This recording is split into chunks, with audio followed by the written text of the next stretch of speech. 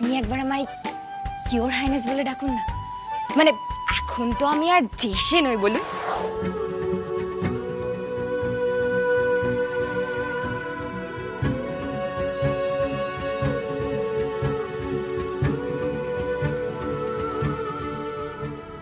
ওই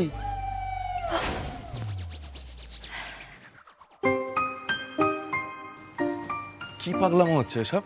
হ্যাঁ, ধানও খুঁজছে তো। আচ্ছা, এবার ক্রাউনটা খুলে রাখো যত্ন করে।